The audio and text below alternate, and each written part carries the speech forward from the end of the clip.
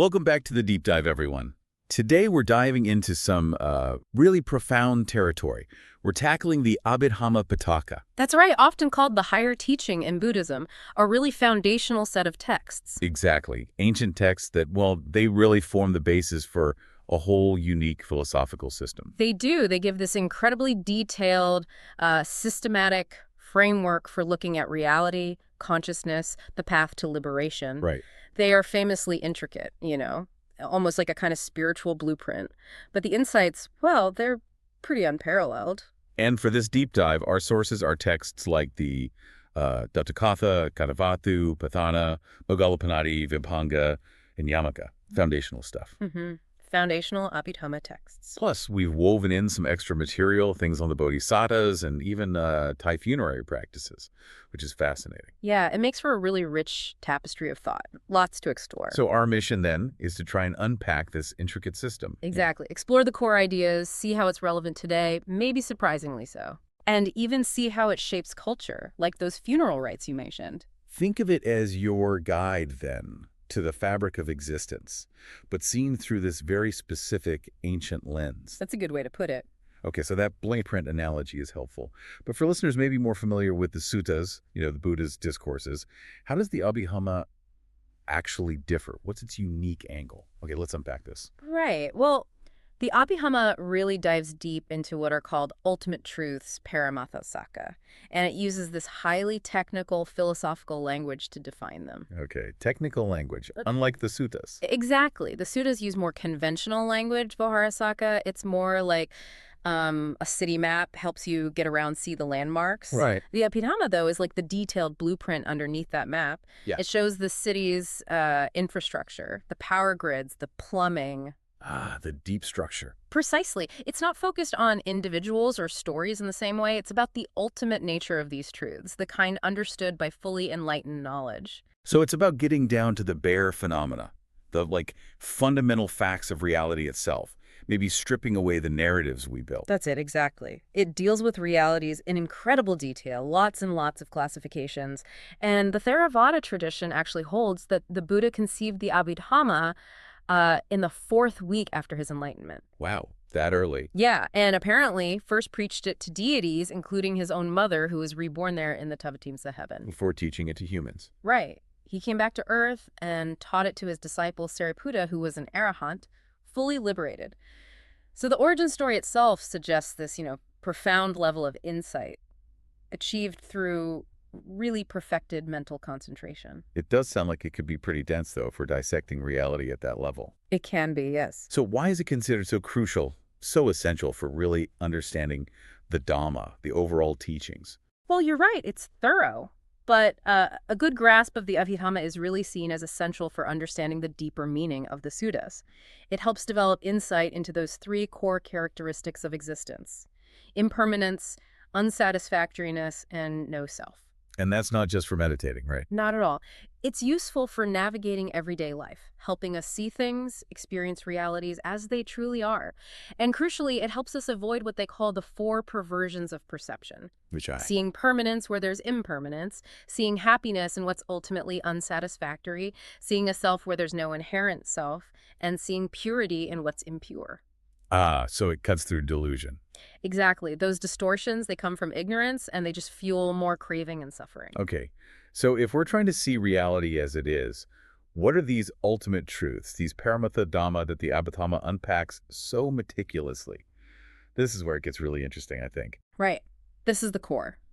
The Abhidhamma identifies 4 ultimate realities. The fundamental building blocks, you could say. First, there's citta. That's usually translated as mind or consciousness. Okay, citta.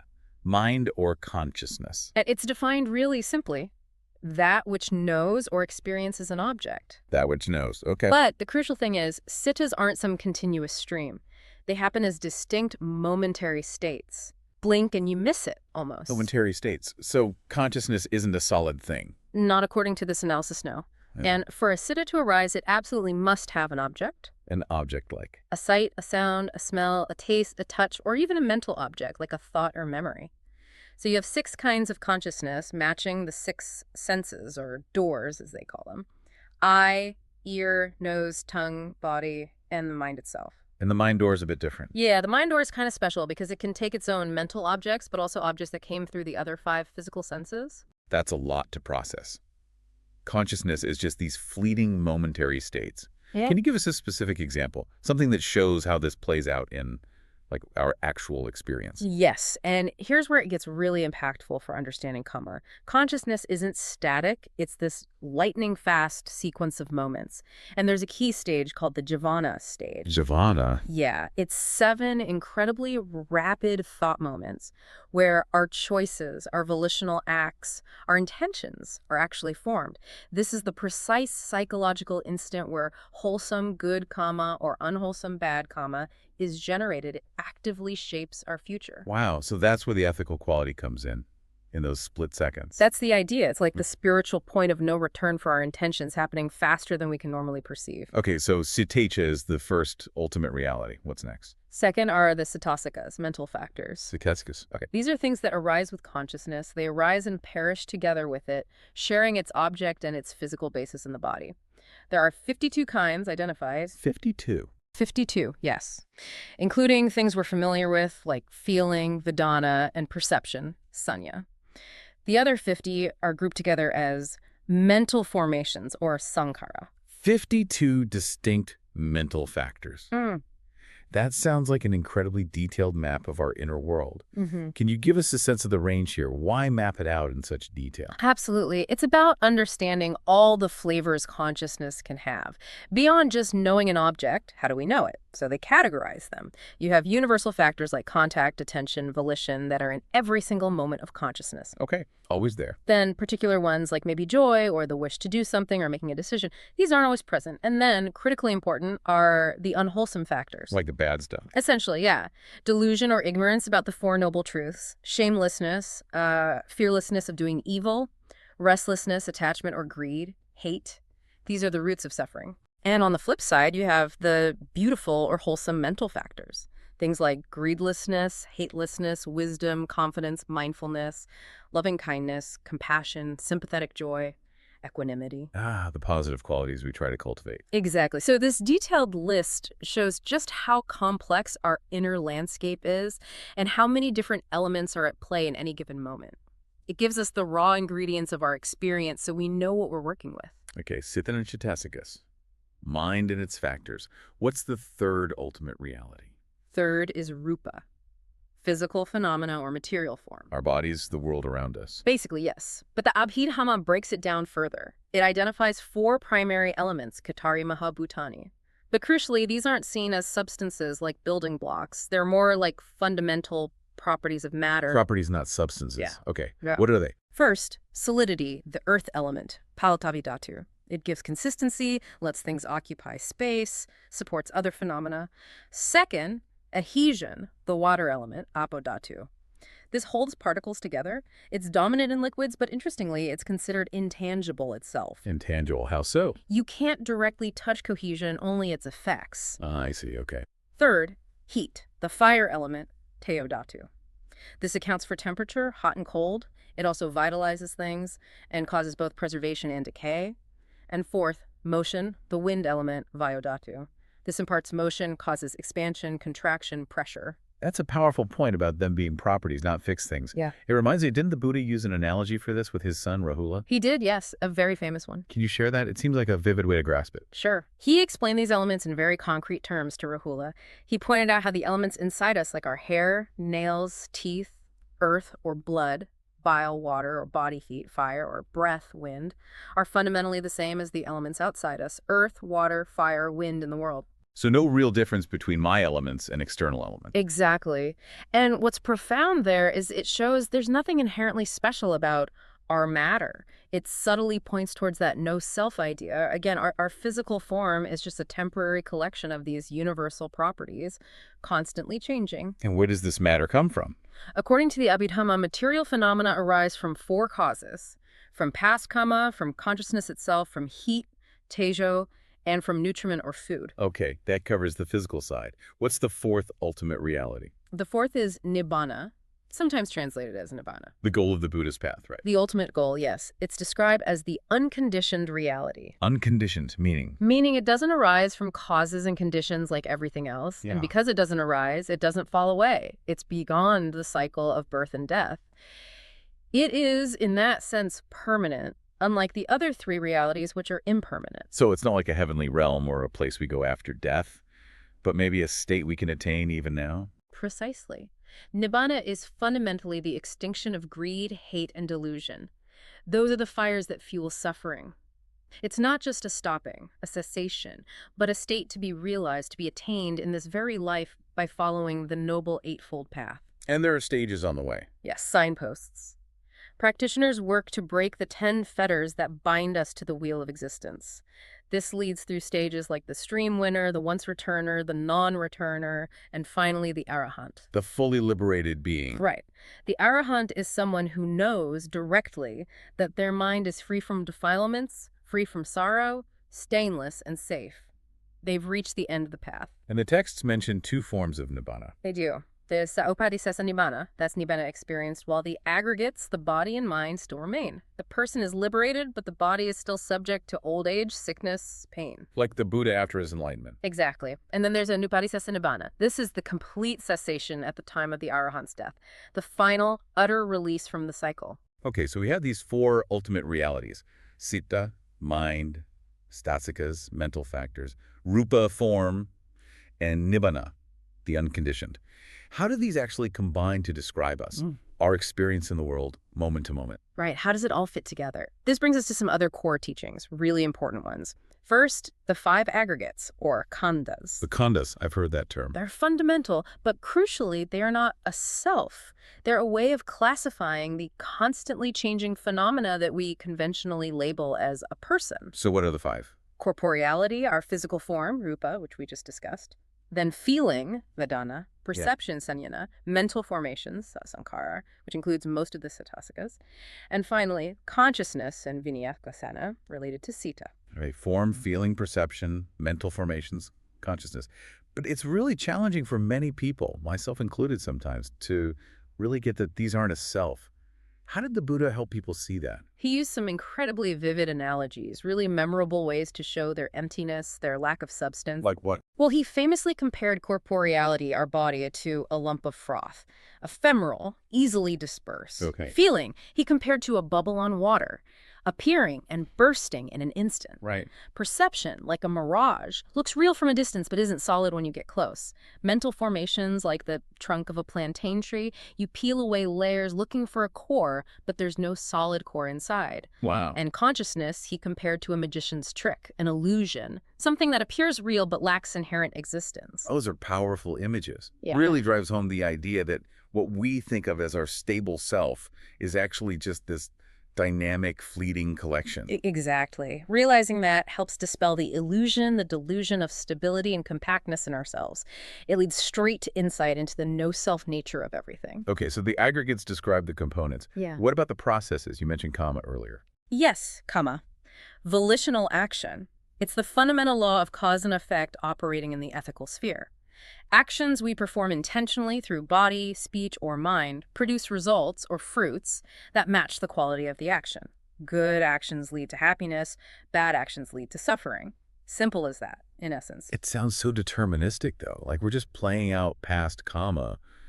Is there any room for, free will or change? Or are we just trapped? That's a really crucial question. And this is where the Abhidhamma perspective gives a kind of aha moment. The law of karma is always operating, yes. But, and this is vital, change is possible. We're not permanently doomed by our past actions. Oh, so? Think of someone like Angulimala in the stories. He started as a vicious murderer. But through encountering the Buddha's teaching, he completely transformed and became an enlightened saint. His karma didn't just disappear, but he generated powerful new wholesome karma that changed his trajectory. So our past tendencies build up, but we can choose how we react now. Precisely. We can alter our reactions, cultivate wholesome states, and create different karma for the future. And certain types of karma are considered more influential, especially around rebirth. There are weighty actions, garuka karma, good or bad, that have a strong result, like killing one's parents or harming a Buddha on the negative side, or achieving high states of meditation on the positive. Then there are habitual actions, alaya.n, things we do repeatedly. Death proximate actions, as alaya.n, what we do or think right before dying, and previously done actions, katarakama, sort of the reserve of past calm. And these influence the next life. They Yeah. influence the object that appears to the mind just before death, which in turn conditions the consciousness that arises in the next existence. It's a subtle process. Okay. Aggregates, comma, and there's one more big one, right? Dependent origination. Yes, dependent origination, or patakasmupada. This is absolutely central. It's the Buddha's teaching on the causal chain that creates suffering, and crucially, how it can be broken. The core principle is simple. When this is present, there is that. With the arising of this, that arises. When this is not present, there isn't that. With the cessation of this, that ceases. Cause and effect, basically. The specific chain of cause and effect that leads to suffering, yes. Can you walk us through that chain? Help us see how it actually works in our lives. Sure. It's usually presented as 12 links. It starts with ignorance, not knowing the Four Noble Truths, not seeing reality clearly. Ignorance conditions volitional activities, sankhara, related to kama. These activities then condition the consciousness, vijnana, that arises moment to moment and connects one life to the next. Okay, ignorance to activities, consciousness. Right. Consciousness conditions mentality, materiality, namarupa basically, mind and body, the aggregates. Mentality, materiality conditions the six sense bases, salayatan, eyes, ears, nose, etc. The six bases condition contact, phassa, between sense organ, object, and consciousness. Contact conditions feeling, vedana, pleasant, unpleasant, neutral. And feeling is where things get tricky. Very tricky, because feeling conditions craving, we crave pleasant feelings, we crave to get rid of unpleasant feelings. Craving then conditions clinging or grasping, upadana. We cling to experiences, ideas, a sense of self. Clinging conditions becoming, pava, the process leading to rebirth, becoming conditions birth. Yeah, birth inevitably leads to old age and death, Jana Marana. And along with that comes all the associated suffering. Sorrow, lamentation, pain, grief, and despair. That's the cycle. Wow. It sounds like a powerful but maybe inescapable cycle. If that's how suffering arises, how on earth do we break that chain? It seems like it just keeps rolling. That's the key insight, isn't it? To end the suffering, you have to break the cycle. But where? The crucial link, the place where we have leverage, is between feeling and craving. Feeling and craving. Explain that. We can't really stop feelings from arising. Pleasant, unpleasant, neutral, they happen based on contact. That's just the mechanics of experience. Right. Things happen, we feel things. But we can, through wisdom and mindfulness, control our reaction to those feelings. If we understand feelings as impermanent, as just momentary events, as not mine, not part of a solid self, then we don't automatically react with craving or aversion. So you see the feeling arise, but you don't latch onto it with desire or rejection. Exactly. You see it clearly for what it is, just a feeling arising and passing away. Yeah. When you don't fuel it with craving, the chain is broken right there. Craving doesn't arise, so clinging doesn't arise, becoming doesn't arise, and the whole cycle leading to future suffering unravels. So wisdom is the key to breaking the chain at that specific point. Wisdom, yes. Understanding the true nature of phenomena, especially feelings, as taught in the Abhidhamma. That's the intervention point.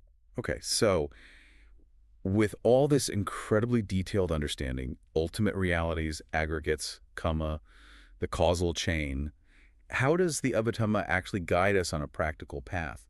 What does it tell us to do with this knowledge? Well, the analysis itself is the roadmap for practice in a way. It shows us what's wholesome and what's unwholesome. So fundamentally, the aim is to actively get rid of the unwholesome mental factors, greed, hate, delusion, and intentionally cultivate the wholesome ones. Like generosity, loving kindness, wisdom. Exactly. That's the core of right effort, one part of the Noble Eightfold Path. Knowing the ingredients lets you choose which ones to foster. And it seems like equanimity, upaka, is really important too. Very much so. The Abhidhamma teaches us to cultivate this state of equanimity. But it's crucial to understand it's not just indifference or apathy. Right, not just whatever. No, it's a highly refined mental balance, a calmness that comes from wisdom, from seeing things clearly amidst all the ups and downs of life. And how do we develop these states? Meditation seems key. Meditation is central, yes. Through concentration practice, samatha bhavana, we can temporarily coin the mind, suppress the hindrances like desire, ill will, restlessness, and experience deep states of calm and happiness. the jhanas. Deeper than ordinary pleasure. Far deeper, according to the texts. Instilling the mind like that can apparently even expand awareness beyond our normal sense of time, revealing other dimensions, in a manner of speaking. And then there's mindfulness practice, vipassana. This helps us see those moment-to-moment arisings and passings, recognizing thought moments, seeing feelings as they're allowing us to guide our volitions, our intentions with wholesome understanding. And what about our relationship with our physical body? How does this higher teaching affect how we view something so, well, fundamental? By constantly analyzing the body into its elements, its impermanent nature, its unsatisfactoriness, its lack of an inherent self, it helps us gain detachment. Not in a cold way, but But in a realistic way. It encourages a sensible attitude. We can face the body's inevitable decay, disease, and death with less fear, less clinging, more realism. It frees us from a lot of anxiety and attachment related to the physical form. that makes sense. Now, it seems like even within this system, this higher teaching, there were disagreements or debates pretty early on. The texts themselves record controversies, right? Oh, absolutely. The Kathavatu is basically a record of these debates. It shows it was a living tradition grappling with complex points. What kind of things did they debate?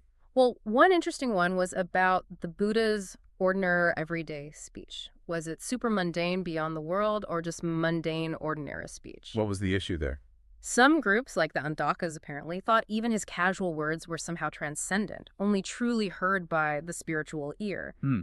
But the orthodox Theravada view was, no, his speech was understandable by ordinary hearing, using conventional language so that average people could grasp the teachings. It made the Dhamma accessible. That seems important. What about the really big one? The idea of a person or a self. You mentioned no self is central.